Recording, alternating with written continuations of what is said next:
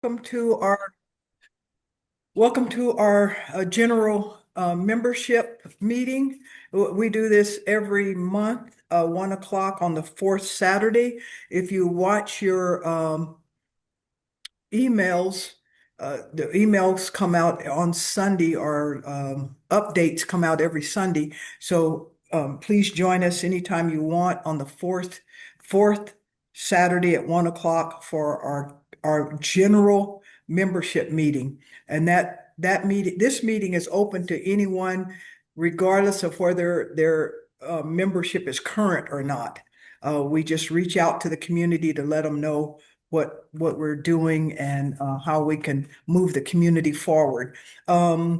So most of you, I think, on the call already know. I think we know each other. It looks like who's on the call. I'm the president of the organization, and we have three items of business today. The first item is we'll talk about selection of delegates to the National Convention. Then we have two excellent presenters that's going to talk about faith, freedom, and democracy. And then we are going to talk about the importance of poll observers and poll workers, because that's all piece of this entire Saving Democracy initiative that we are trying to put forward between now and capturing November. Okay, so I will just start quickly and talk about the delegate selection. Per the national bylaws, we have to talk about delegates and do selection of delegates during the membership meeting. So this is this will be our first item on the agenda. Okay, every year the NAACP we have our national convention.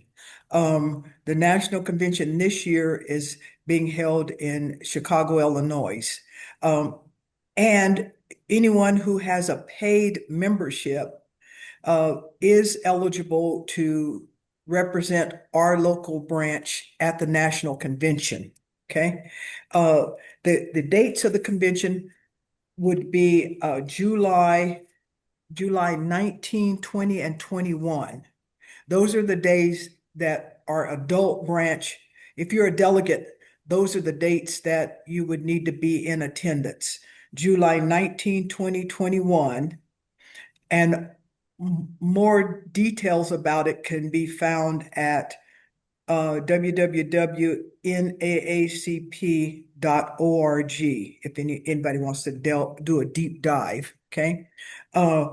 July 19, 20, and 21. Okay. So also, the way the delegate selection works is, in a minute, I will ask for any nominations. Remembering that to be eligible for a delegate, your annual membership has to be paid in full. Okay. So what will happen if you're interested in being a delegate?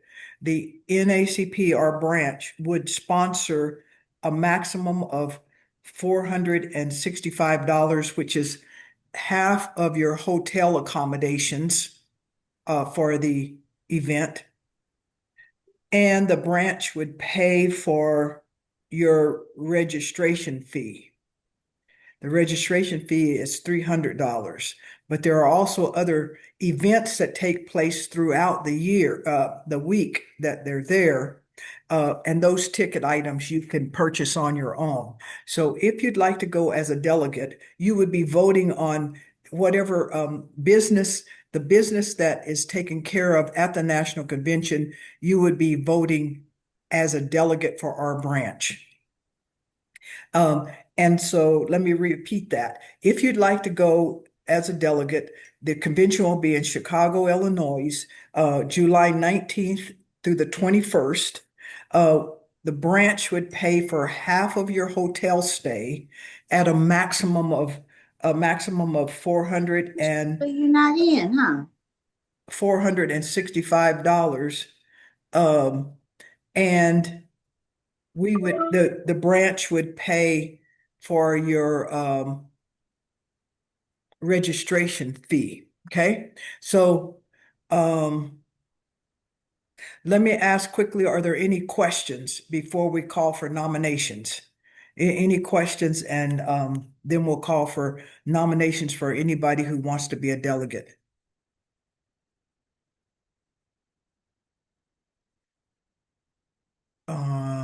I'm not seeing any questions, and I might be missing something, but I don't see any questions. Okay. Right. Given that, and you are able to self-nominate if you would like to attend this national convention, and you know who's been asked to be the invited speaker for the convention, you might be able to guess is President Obama.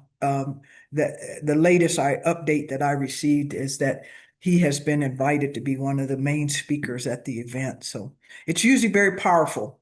And one of the main functions is different branches will bring, they will put forward resolutions, what they think the organization's stance should be on certain items. And then the body, the delegates there vote in favor of those uh different resolutions. Okay. I'm gonna ask one more time if any questions about delegates. Okay. All right, seeing no questions, the floor is open for nominations for delegates. We have our branch is eligible for a total of six delegates if anybody's interested. The floor is open for nominations for to nominate anyone, and or you can self-nominate as well.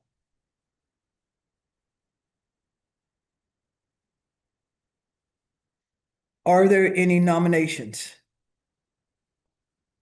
Any nominations for delegates? I would love to go. Who is I This would is love to Nancy go? Peace. Okay. Nancy Peace. Nancy, and then your status, it would be verified. We can vote on it right now, and then and it would be contingent upon the membership chair verifying membership status. Yes, okay. We have Okay, one delegate nomination. Yes. Floor is open. We have space for five more delegate. Yes, I try to remember my math. We have space for five more delegates. Nominations still open. Uh, Asking once, asking second time. Floor is open for delegate nominations.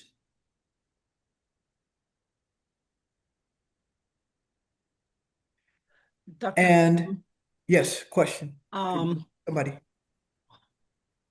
I would be interested, however, I would not be able to be there the full time because there is another conflicting conference. And so I don't know if it's feasible to do anything like someone taking a part of the time and someone else taking another part of the time and the expense part is thank you, but I would not mind doing it, but I would not be able to do it the full time. That is basically what it comes down to. Not this year. Okay, the floor is open for delegate nominations. Um, the dates for the delegates is July 19, 2021.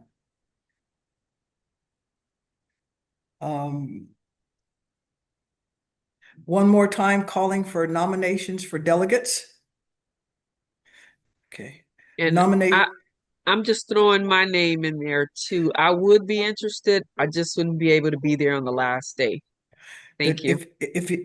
Delegates are, if you're elected as a delegate, you have to be there the 19th, the 20th, and the 21st. Delegates need to be there the 19th, the 20th, and the 21st. So that if you're are Okay. Uh, I don't know what you're saying, Miss Juanita and Dr. Westenberg. Are you self-nominating as a delegate and you will be there the entire time? Are you asking for an exception to the rule? An exception to the rule. I would Uh, not be able to be there the full time. yeah. And I don't, I think at this point, this juncture, it's not I don't think we can ask for exceptions to the rules. Okay, very good. Yeah. No, it's not, no exceptions to the rule. That's Ms. just Juanita, what are you asking? Are you self-nominating to be there 19, 20, and 21? Oh yeah, you've already answered the question. Thank you. So my question is, are you self-nominating or pulling back give me some clear understanding, please, No, I was self-nominating, but with an you exception. answered the exception question. Thank Okay. So just to be clear, I'm trying to make sure I'm clear, Ms. Juanita. You're saying you're withdrawing your nomination because you cannot be there the full time. Am I understanding correctly?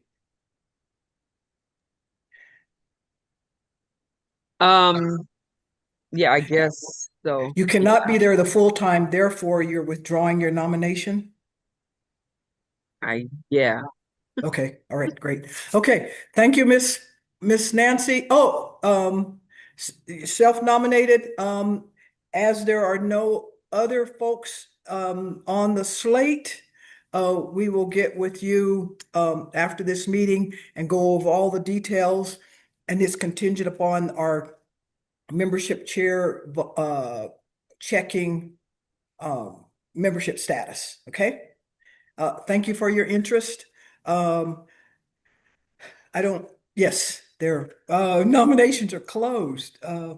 And so therefore we'll leave it at that. Um, we'll turn to, if anybody has any questions about that, you can talk to me offline about the nominations and process. Thank you. Second part of our agenda for today, we have two presenters who are going to discuss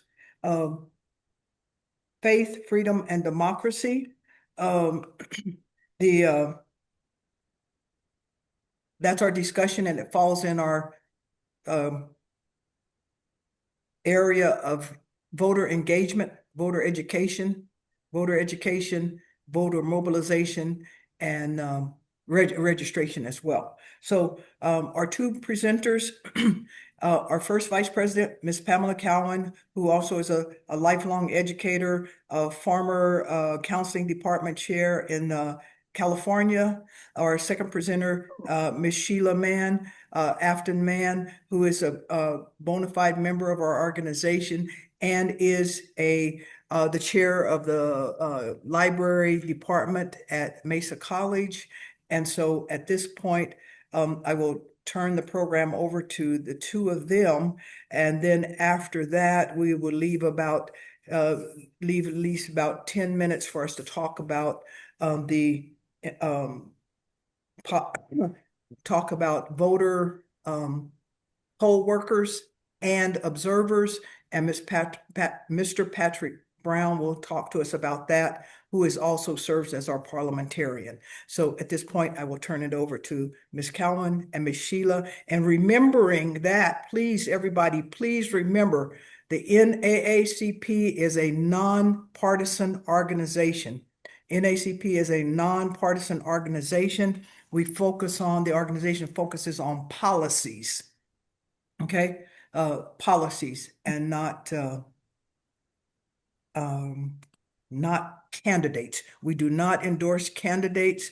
We focus on policies, okay? So thank you, Ms. Cowan and Ms. Sheila. Good afternoon, everyone. Thanks for being on board, Sheila. I'm glad you were able to get on. I always have a hard time, so I certainly understood what was going on. I need to let everybody know that I am sitting in my home in an 84-degree house right now. My air condition went out last night, and so I am just I'm emulsified right now. And of course, they can't get out until Monday. So that's where we're at right now. Dr. Harden asked Sheila and I to speak on what's going on in the country and to focus on faith, freedom, and democracy. And Yes. I think part of for me, I'm living right now on God. I'm living right now on faith in God. We know that He has worked so many times before in turning situations around that that's where my faith is now. And I think I need to give you all a little background. I was raised Catholic, never entered a public school till I went to college, and had no interaction with other people. All I knew were Catholic people. And so once I left the Catholic faith and went into non-denominational, I started being part of a community. And that's what we've got to be now. If we don't come together as a community, and as Dr. Harden is saying at the end of this um, meeting, that we're going to talk about voter registration, we're not going to make it. We have got to come together. We have got to trust in God to get us through this. And I think that Dr. Harden wanted Sheila and I both to speak because I believe in the Lord, and Sheila is too with her faith. And so let me just give you one quote from the Bible that I feel is so important right now. And many of you know this one, and I'm reading it. If my people who are called by my name will humble themselves and pray and seek my face and turn from their wicked ways, then will I hear from heaven and I will forgive their sins and will heal their land. We need a healing in this land right now, and only the Lord can give it to us if we will start praying. I happened to see Senator Raphael Warnock on television last week, and he said, and you know who he is. He's the pastor of Ebenezer Baptist Church, where Dr. King was the pastor, and of course, Dr. King's son was, father was the pastor before that. And Pastor Warnock said that he decided to run for senator because he was led by the moral question. He's seeing the country going so down. He's like, what are we doing? We have got to get back to who we are.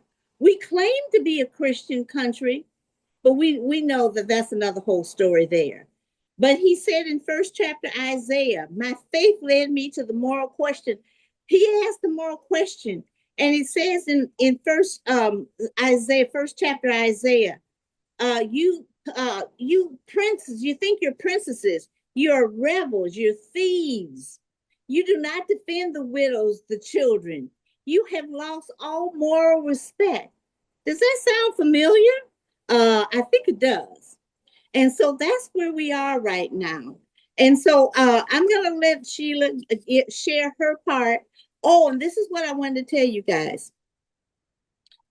I've seen a whole lot in my life. I saw Emmett Till in his coffin. I marched with Jesse Jackson more times than I can tell you. I saw Dr. King. I was 20 feet from him. I was at a rally for JFK. I was a young member of a Democratic Party. They would be turning over in their graves if they saw where we have dropped from. And it's all because we don't care about each other anymore. So I'm just going to leave you with that. Sheila's going to share, and then we're going to open it up for discussion. Sheila?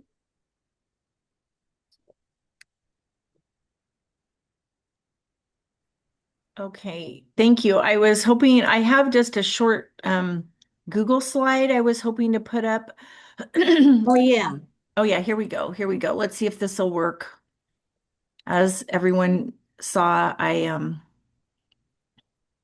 was having issues with the whole situation today, the technology. So first of all, I just want to thank the NAACP for inviting me to share this time with Miss Pam. What I hear from her is such an authentic expression of the belief in prayer, of service, of lifelong action. And I think when I speak briefly here, a lot of those same themes will be touched upon. I'm just going to briefly say, see if will this work? Can I change my slides? Yes. Um, so in my case, I was born into a Baha'i family, and some of you may have heard about the Baha'i faith. Of course, we've done a lot of collaboration with the NAACP.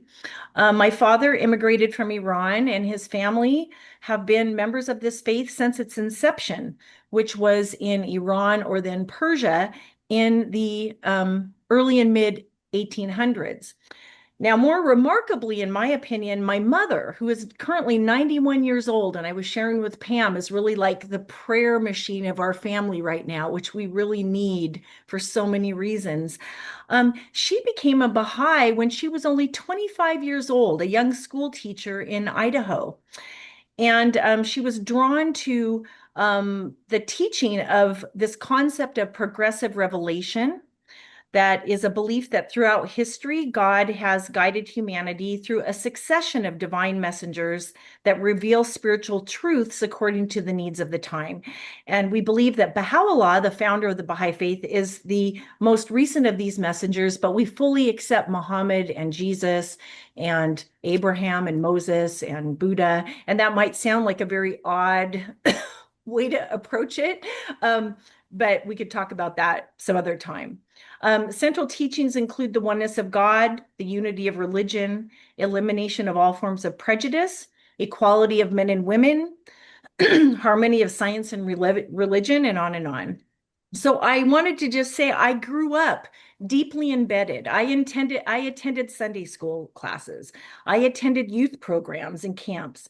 I was very active in our college club, and it has really shaped the way I understand the world and my responsibilities in it. So I think we all know as Americans that we have only really begun to reckon with honesty, the full truth of our history, slavery, genocide of indigenous peoples, oppression of women, children, and labor, realities that stand in painful tension with the ideals in our founding documents. Yet the American experiment is also extraordinary. This very idea that a nation can be founded upon a constitutional government of the people, by the people, for the people was radical for its time. The fact that George Washington declined to become king, these are all little miracles. So we can hold both truths at the same time, and this duality is in my own family. My father, he left Iran based on religious persecution, and many of my family members are now in this country as having left Iran for the same reason, and are so grateful for the refuge they have found here. At the same time, I am married to someone of African descent, an African American, which has really opened up my eyes to the unfinished project that this country is. So anyway, we do have a constitutional republic, and it's a representative democracy, and it's commonly described by its institutional structures and characteristics. So we all are familiar with separation of powers and the checks and balances amongst the three branches, the rule of law, equal protection under that law, free and fair elections, peaceful transfer of power, freedom of conscious religion, speech, association, and the press, universal and unfettered suffrage supported by an informed citizenry, recognition of the dignity, rights, and civil liberties of all people. So this constitutional framework remains, it's a great achievement in human history. And during his travels to the United States in 1912, Abdu'l-Baha, who is the eldest son of the founder of the faith, he spoke to a church in New York City, and he praised our democracy, saying, under an autocratic government, the opinions of men are not free. And I wish I could make this all gender neutral, but I'm not going to do that. So we'll say men and women. And development is stifled, whereas in democracy, because thought and speech are not restricted, the greatest progress is witnessed, and so on and so forth. But then we have to ask, how are we doing? And Pam so poignantly spoke to that. How are we doing? Clearly, the fulfillment of democracy and its promise are not inevitable. And what I have been sort of thinking about is that institutions alone, this beautiful framework, no matter how profound and how well conceived, it really cannot sustain a healthy democracy alone. Every democratic system contains vulnerabilities that can be exploited if there is a will to do so. And that led me to wonder, so what is the check and the balance on our will? For many people, so democratic institutions, it got me to conclude, really flourish when the people within them cultivate corresponding democratic virtues. Truthfulness, honesty, humility, justice, compassion, generosity, integrity, and so on, that shape how we as human beings view one another, engage in public life, define our purpose, and work through differences. So for many of us, this moral clarity that Pam just spoke about comes from our families, our communities, and our faith. That has certainly been the case for me. And right now, I would like to briefly share, based on my own understanding, and I say briefly, 4 Baha'i principles that I think speak to the relationship between faith and democracy. That would be the oneness of humanity, an independent investigation of truth, consultation, and service.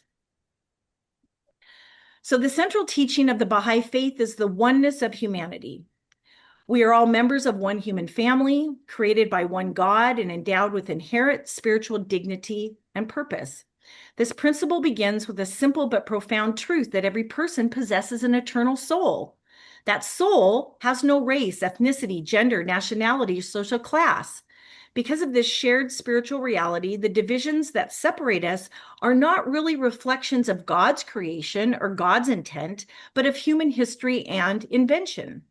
The Baha'i writings invite us to see beyond those divisions and recognize one another as the fruits of one tree and the leaves of one branch. One passage in the Baha'i writing says, it asks us, know ye not why we created you all from the same dust? That no one should exalt himself over the other. So from a Baha'i perspective, the oneness of humanity is both a biological and spiritual truth and a practical principle for building society. It challenges every form of prejudice and calls on us to build relationships and institutions that reflect our shared humanity. And there are implications for democracy. Democracy does not create human dignity. That is God-given. But it should recognize and reflect that dignity. Respect for equal protection under the law, civil rights, equal opportunity, all rest upon the recognition that every person possesses equal worth.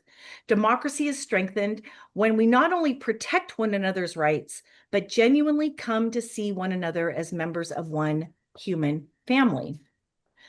Next is the foundational principle of independent investigation of truth. And I really love this one because it speaks to my profession as a librarian. We believe that every individual has the capacity, God-given capacity, and the right and responsibility to seek truth for themselves. Now, this is difficult, not through prejudice, not through blind imitation or inherited assumptions, but instead with humility, open mind, and a sincere desire to understand reality. This lifelong spiritual obligation calls us to let go of preconceived ideas. And that's so easy to say and so hard to do. And this is where I completely agree with Pam that prayer is essential in our spiritual development. We need to listen deeply and recognize that no one possesses the whole truth alone. This principle is directly connected then to the concept of justice, which I find very interesting. Baha'u'llah writes, the best beloved of all things in my sight is justice. And he goes on, by its aid, the aid of justice, thou shalt see with thine own eyes and not through the eyes of others, and shalt know of thine own knowledge and not through the knowledge of thy neighbor. Ponder this in thy heart, how it behooveth thee to be. Justice then is not only about fairness under the law, it begins with the moral responsibility that Pam was talking about, to think for ourselves, seek truth honestly, and remain open to learning. For democracy, we depend upon citizens who think critically, seek out reliable information, resist manipulation, harder and harder in this digital age, and engage one another with intellectual honesty. So justice doesn't begin in the courtroom, but in the human heart, with the willingness to see with our own eyes, listen with our own ears, and so forth. I promise you I'm getting closer to the end. The next idea is the Baha'i model of consultation that offers a different approach to problem solving, decision making, and even democratic elections. It's predicated on the principles I just shared, that every person has inherent dignity and also has the right and responsibility to investigate truth independently. Then we can come together, not to win arguments or defeat one another, but to illuminate what none of us could have discovered all by ourselves. Participants are encouraged to speak with honesty and courage, listen deeply, weigh perspectives with humility, and remain detached from the need to be right. And that is so hard to do in practice. It's so hard in my family because I feel like I'm always right. So detach myself is just a challenge. Abdu'l-Baha has described this process when he says, the shining spark of truth cometh forth only after the clash of differing opinions. And not to take that word clash to the extreme. He also reminds us that consultation must be carried out in an atmosphere of love and fellowship, because without mutual respect and unity, even consensus may fail to produce wisdom. These same principles extend to Baha'i elections. We don't have clergy in this era because the capacity of literacy is very widespread, so we can read and write and think for ourselves. But we do have democratically elected councils and institutions, and our elections are held by secret ballot without nominations, no campaigning or electioneering. Every eligible member is free to vote in a spirit of prayerful reflection for those they believe possess the qualities needed to serve the community. Leadership is understood not as a position of personal ambition, but as an opportunity of humble service. And I think that is in stark contrast to the way in which some of the elections have evolved. Not all of them, not all of the people participating in elections, but a lot of them with special interests and such in our current democracy. So again, the implications are interesting. In an age of increasing polarization, violent polarization, hateful polarization, consultation offers a model of civic engagement that values freedom of expression, mutual respect, and unity of purpose. It encourages vigorous discussion, but without hostility, diversity of opinion, but without division, and truth-seeking without the concept of winners and losers. In that sense, consultation is not only about Baha'i practice, it is a set of habits and skills that can strengthen democratic life wherever people are willing to practice them, family, work, community, and beyond. I tried to bring some of this into the workplace in the Mesa Community College Library. And finally, service to humanity.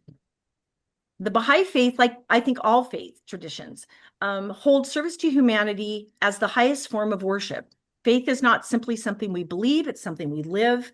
In the Baha'i writings, it says, all men have been created to carry forward an ever-advancing civilization. And that simple sentence has profoundly shaped my own understanding of my purpose as a human being. We're not merely observers of the world. We are participants in its ongoing social and spiritual evolution based on the guidance that God has given us. Each of us has a capacity and responsibility to become a protagonist in building stronger families, healthier communities, more just institutions, and ultimately a more peaceful world. I might even say to build God's kingdom on earth based on his law that he has given us. Baha'u'llah writes, that one indeed is a man or woman who today dedicateth himself to the service of the entire human race. So from a Baha'i perspective, service is not limited to volunteering or community projects. Those are important. It is a spirit that can infuse every dimension of life: prayer, families, neighborhoods, and our professions. When our daily efforts are motivated by love, integrity, and a desire to contribute to the common good, even our work becomes an act of worship. So this understanding also recognizes hope. Hope, not as a passive optimism or a wishful thinking, but as a spiritual responsibility. I heard that somewhere recently. It might have been the Obamas, that calls us to act, to build rather than criticize, serve rather than observe, and contribute rather than withdraw. Again, these are all easy to say and so hard to do because the impacts of our declining society have gross impacts on our own mental health and our belief in ourselves and our neighbors and what we can do to make a change. Again, I fully agree with Pam that this is where prayer becomes so important. And the implications for democracy are clear. Healthy democracies depend upon citizens who vote, build relationships, strengthen communities, and accept responsibility for the common good in a spirit of service. Democracy flourishes when citizens see themselves not merely as beneficiaries of society, but as protagonists in its continual renewal. So, if I had to summarize what my faith has taught me, I would say to see every person as a member of one human family, to seek truth and justice, to seek truth with justice and humility, to consult with one another in a spirit of love and fellowship, and to translate those truths into a life of service. Our Constitution gives us remarkable democratic institutions, but our faith traditions can help nurture the virtues and moral clarity needed to sustain them. So I would like to thank, first of all, the NAACP and recognize the women leading the Maricopa branch, who for me are role models and exemplars in every way. I certainly don't pretend to have any answers or full answers. And it's opportunities like this that invite me to reflect more deeply on my own beliefs, while learning from the wisdom and experience of others. And I really appreciate that. I think the question I'm left with today for myself is, what kind of human being does my faith call me to become? And how can becoming that person help strengthen our communities and our democracies? So at this time, Ms. Pam and I have shared how our faith traditions shape our understanding of freedom and democracy and civic life. And we would like to invite you to share your thoughts and experiences. We have a few prompts up here to kind of spark ideas, but I think we can open it to the floor. And I'm not sure, Ms. Pam, if people should they raise their hands or just speak out? I know there aren't that many people here, whatever seems to work best. But I think let's just speak out. I think, first of all, I just want to say one thing. Thank you, Sheila. That was excellent. That's the one thing that I found in some of the events that I've gone to at the Baha'i Temple. Everybody loves one another. How come the rest of the world can't be? Why can't we all be like that? Everybody, it wasn't like I had never been there before. You'd have thought I had been there forever. The love that was shown to me. That's what the Lord is talking about. Remember in the Bible, someone asked Jesus, what's the greatest commandment? And he said, to love your Lord God with all your heart and all your might. But what's the second one, you guys? Is to love one another as you love yourself. This is the bottom line. We have to know who we are, who we're trusting in, and then we'll have the strength and the faith and no fear to go ahead and do what we're supposed to do and show dignity and love and respect for everyone. I want to open it up for faith, freedom, and democracy. How does your faith or your personal values shape your understanding of freedom, responsibility, and participation in democratic life? Who'd like to respond? Anyone?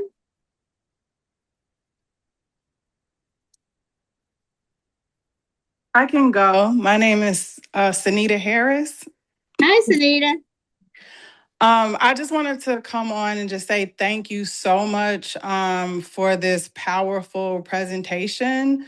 If you could drop in the comments, I know you said that you went to the temple. I am very much interested in learning more about the faith. I am a Christian. I grew up in a different type of faith, but I really enjoy this conversation. In terms of myself, I grew up in a Pentecostal church, and over the years, I have moved around to different churches of faith that are non-denominational.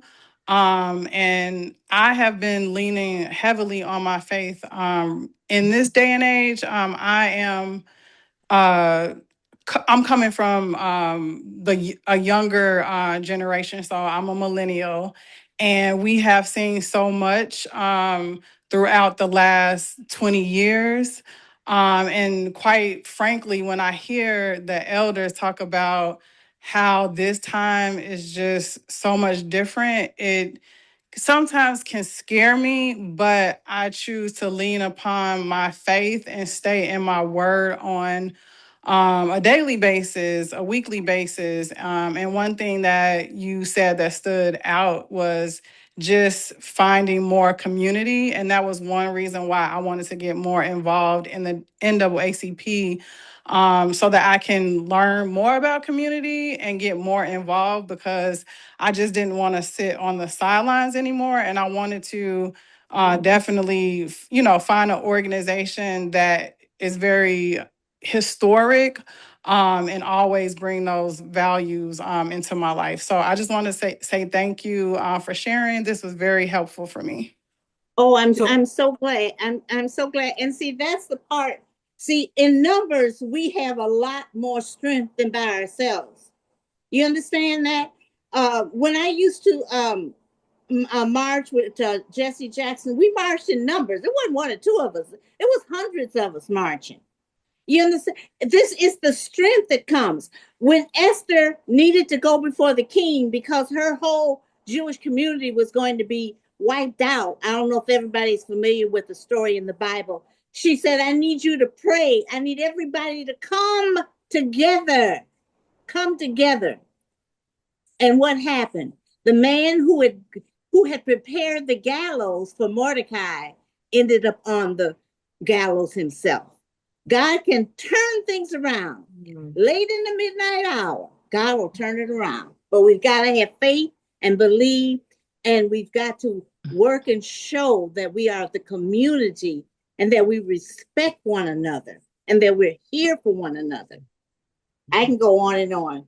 I'm sorry. Who else would like to make a comment? Patrick, can you minimize the questions and go back to full screen for everybody? Thank you. I have my hand up. Can- I was going to ask for that. Patrick, Thank you.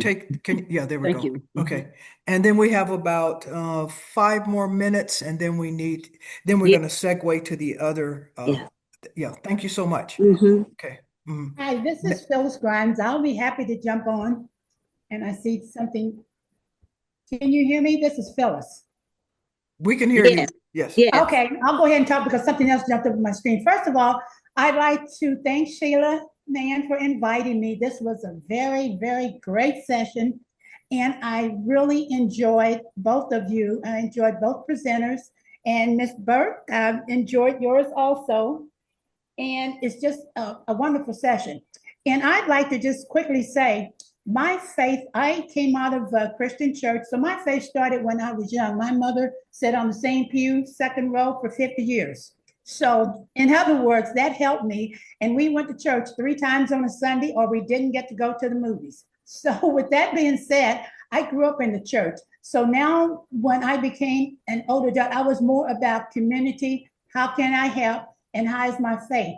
And I'm the type of person, even though I'm baptized in the Baptist faith, it makes no difference to me. I can go to any faith and I can jump in and join in, and we all have things in common. There's not a faith that I know of where we don't have things in common. So enough being said about me. I enjoyed it. Thank you so much. Thank you, Phyllis. Any other questions? What can we see the questions? I don't. Sheila, can you read maybe what the second question was? Because we don't have it on our screens now. Wait, am I muted? Oh, no, I'm not muted. No, you're not muted. Okay, sorry. I'm my brain is just so not into technology right now. I don't know what's happened to me. That well, so one of the question was democracy is more than a system of government. It's also a way of living together. What personal qualities or virtues do you believe are essential for democracy to flourish? Also, I think an interesting one for this group, what can people of different faith-backed traditions and even different belief systems or people of even no faith tradition, because I will tell you the humanists are wonderful, learn from one another as we work together to strengthen our communities and our democracy. Perhaps how can we work together across faiths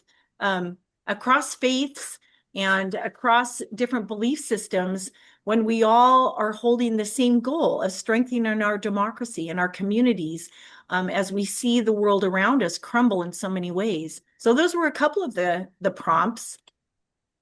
May I make a comment? May I say something about that? With my Catholic background, I am so thrilled that we now have Pope Leo XIV.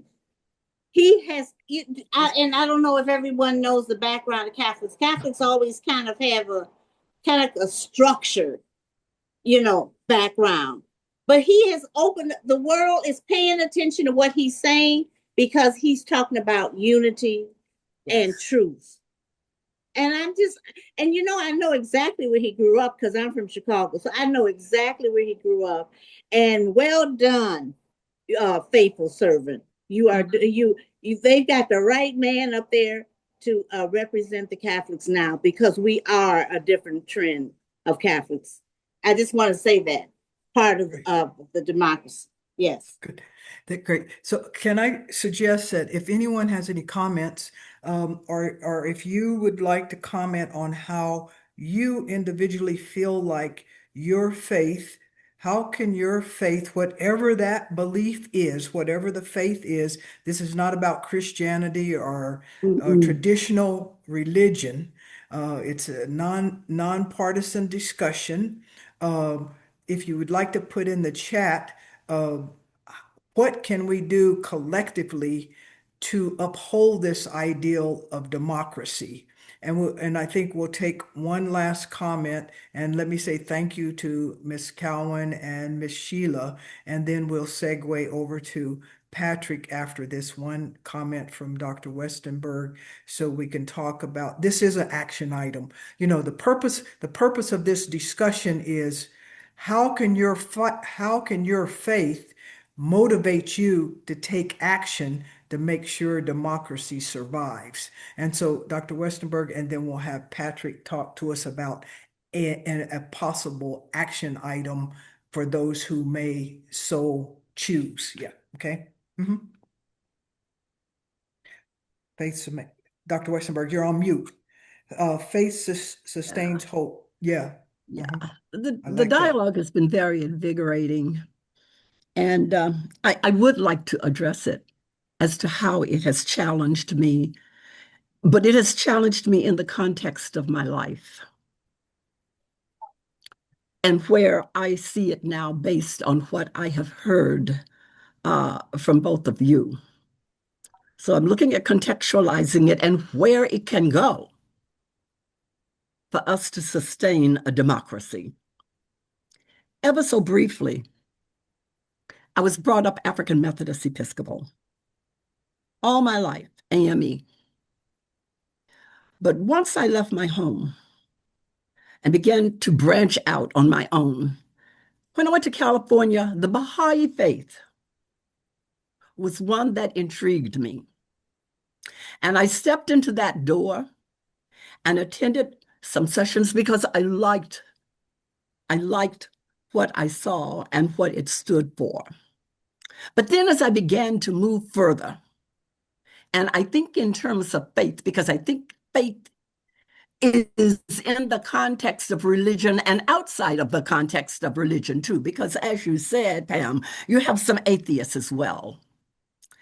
But when we think in terms of democracy, I look at my family. I was brought up AME. My late husband was Jewish, so my daughter was a mixture of both. Her husband's family is from India. It's Hinduism. And we all come together with others collectively in the spirit of humanity. Some of the adjectives, Pam, that you gave in your PowerPoint are characteristics of what we all should harbor, but everyone does not harbor it. And so, what we have to do politically is to find a way in which we can galvanize all of those individuals who are of good faith, if you will. And what is the connotation of the word faith? Who harbor are of good faith can come together and work collectively. But one of the things that we have to remember, the way we are dialoguing here today, is not the way it's going to work for everybody to get them to come together collectively. We've got to be foot soldiers, put our boots on the ground, as you have done, Pam, in the past. And boots on the ground is going to be different in different ways, in different places, with different people in different genres. So when I think in terms of praying, I guess I do. I never go down on my knees and pray. I talk to my supreme being. When I talk to my supreme being, I say, you know the brain that you gave me. You know what I'm working with. You know the skills that I have and how I'm correlating things to try to put it together. And everybody's brain is different. And they're taking those energies and that body of information and trying to synthesize it. And what they come out with, I know, Dr. Harden, I'm going to get quiet right now. What they come out with may be a bit different, but it's the values, the virtues, right and wrong, what is good. And if we play on those concepts using various mechanisms to penetrate humanity, the peoples of the world, then maybe we could end up with a democracy. With a democracy not only here in the United States of America, but with a democracy in the world. And that's all I have to say. Okay. And let me encourage you, everyone, let me encourage you to join the discussion by, if you have any comments about how your faith, regardless of what it is, we're not talking about religion, we're talking about your personal values and your faith. How does it drive you to want to preserve democracy, or does it drive you to want to preserve democracy so that policies that advocate for the fairness of everyone, opportunities for everyone prevails? So drop it in the chat if you so care to. And as we said, the NAACP, one of the old slogans is don't talk about it, be about it. Don't talk about it, be about it. Another slogan is, are you fired up? And our call and response, right? In the African American tradition, there's that call and response. One of the call and response of the NAACP is, "Are you fired up?" And then the response is, "Ready to go." Fired up, ready to go. Yes, you can. Yeah. So one of the ways that that we can get boots on the ground is this concept of being a poll worker and an observer. And, so if we have the information, maybe we can continue to spread this information. One way to get boots on the ground is being poll workers or observers. So Patrick, would you give us a little detail about anyone that, we're not necessarily saying this is something you can do, but what does that say? Knowledge that's used is powerful. So if you have details about it, and some of you might already understand the importance of poll workers and observers, and spread that word. So Patrick, would you give us a little more detail about it? Yeah, thank you, Dr. Harden. So, yeah, I'm going to speak just briefly on poll workers and observers. I'm just going to kind of keep it from a perspective of Maricopa County. If you are joining us outside of Maricopa County, I definitely advise kind of looking more specifically in just kind of the rules of your county. They're pretty similar, if not almost identical, but since we're based and we operate out of Maricopa County, it's going to be the focus of where I'm going to go. So, one thing just to understand is that whether you're a poll worker or observer, it's a really important part of our election system. Again, I would say kind of, the people do, play a role in our system of elections, and it's an important role. And so there's a couple of ways people can get involved, if they're not running for office themselves or already an elected official or something of that nature. So one thing to understand is kind of the difference between the two. For poll workers, you have to understand that's kind of as a paid position. You are a trained election worker, and your job is to operate primarily voting locations or even sometimes vote counting. This is within Maricopa County. You are a hired member of the Maricopa County election system. This could be anything from, assisting voters, whether when they're checking in, issuing like correct ballots, helping make sure that the voting process is accessible with folks with disabilities or things of that nature. Also, it's kind of just the management of the process, everything from like, keeping folks online, making sure the equipment's working, just basically making sure people can participate in the process. The thing is, if you are a poll worker, it is a nonpartisan professional position. You are there to operate, be a part of the system that is our election system. You're not there repping for any, party or individual candidate or anything like that. You do get training for this. Basically, some of those jobs could be, trainings to be like an inspector, what's called, elections judge or marshal, or a registration clerk, or just doing troubleshooting. Um, I saw a quick comment come up, so I'll just kind of address that real quick. Basically, if you're interested in becoming a poll worker, you would apply through Maricopa County elections. I can drop that in the chat once I'm kind of done with kind of this part of it. But basically, like, so you apply like you would for a job, with elections.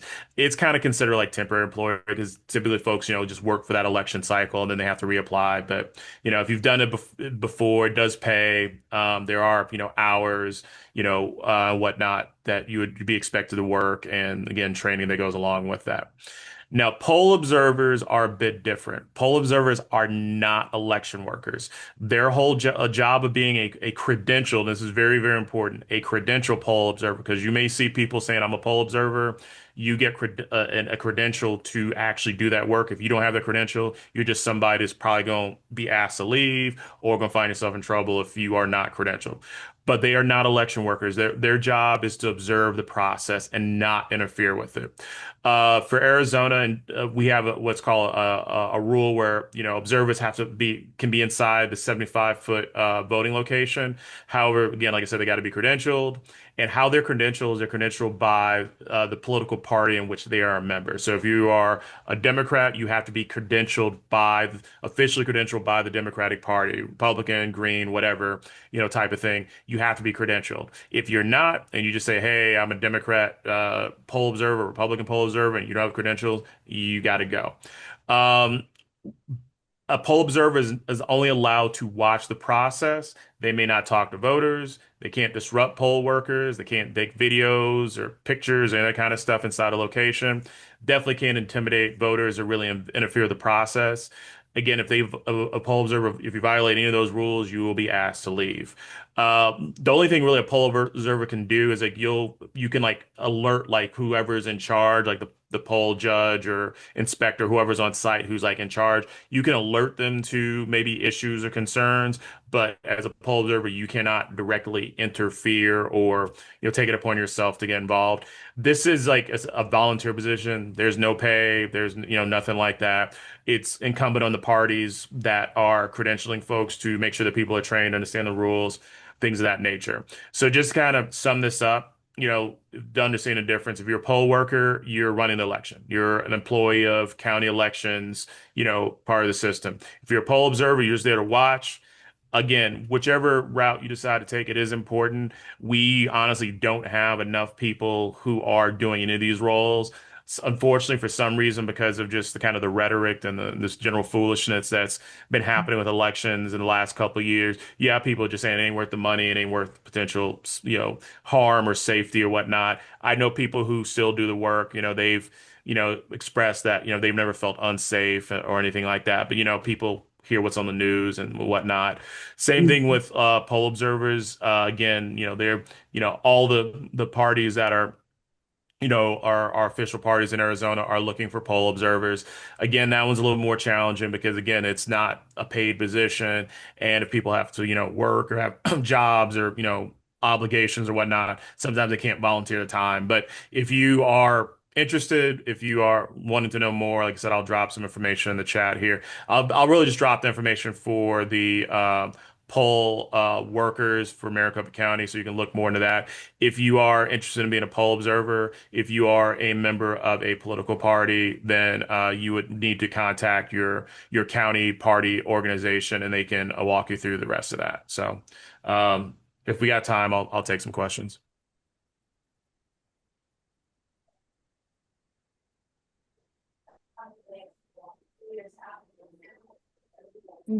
Hi, Patrick. This is Sheila. I might have missed what you said, but generally speaking, whether it's for the paid or the unpaid work, is there generally like a huge demand, or are these positions often in need of filling? Like there's not enough people to fill them? Do you have a sense of that, or? Yeah, I mean, especially in the last couple of years, there has been a need for both. Again, my take on, at least my observation, like kind of dealing with this is that uh, traditionally, folks who have held positions as poll workers and poll observers are often more senior people in our communities that have just the free time, available to, do this.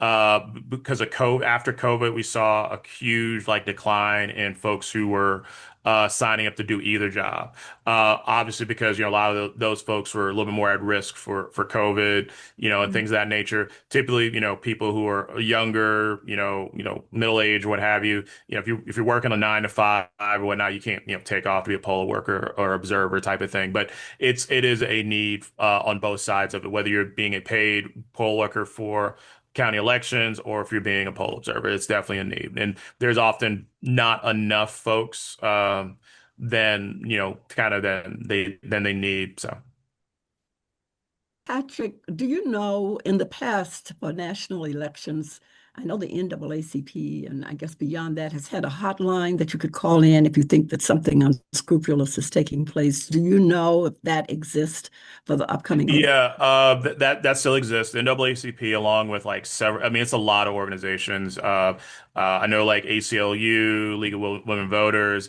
There are a ton of organizations that operate a hotline, and NAACP is one as well. Where if if you see something, say something, if you see some issues going on, or someone's being harassed, or you just see something that doesn't look right, you can always call those. And those, of course, manned by experts. I know ACLU that they have a lot of attorneys who will provide time to be on the call. And again, if the situation is serious enough, they will try and intervene legally, through the legal process available to them.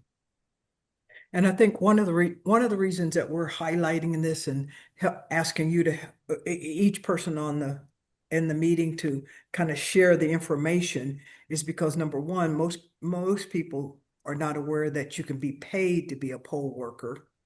Secondly, as is if we are let's say if we believe in inclusion, and then there is a need for more diversity in poll workers and observers, so that we can better ensure that things go smoothly, right? As Patrick was saying, most of the time it might be senior folks who, rightfully so, because of their work situation or retirement, they have the time to engage in that. But maybe let's help get this word out to maybe some of our, if there's not a minimum wage requirement, to some of our college students or some of our younger voters, so that there's a variety of people ensuring that the process goes smoothly, that Yeah, that's and to that point, like important. the minimum age, you have to be 18 to do it. So Yeah. See, so it would, yeah, I think it enhances our democratic process if we do have diversity among the folks who are taking your ballots, processing your ballots, watching what goes on. And if you're an observer, you're just kind of sitting there and you're watching to see what happens. And if you see some nefarious activities going on, you're there to alert, not to do anything, but just maybe make that call, right? See something, say something, call ACLU, call the NAACP hotline, and just trying to ensure that it's welcoming and fair and a fair process for everyone. So yeah, okay. Great discussion. Anybody have any concluding thoughts about uh, things that they're interested in doing? And let me say hello to my friends and thank you all for joining us. Miss Janita, thank you. I think you said this is your first time joining us. We hope you'll come back. We do. Um, if you're not on our announcement list, if you please send us an email. Miss Juanita, will you put the office email in the chat real quick? We have a weekly announcement that comes out that tells you about the events that we're doing. Watch your spam for, I think it's Patrick, our email, it says it comes from Maricopa. Comes out on Sunday. So watch it gives you a list of everything the NAACP is doing. If you're not on our distribution list, if you would send us an email to office admin, Miss Juanita, what is it? Office admin at Yes, I'm NAACP. typing it in. Office admin. We will put you on we'll put you on the distribution list so you can keep up with what our next events, what we're doing. Our next event also is the NAACP has been asked to participate in an event July 17th and July the 19th. It's called Good Trouble Lives On. It's going to be, and in the newsletter, you'll get more details. Right now, we're working with national organization to do something here locally.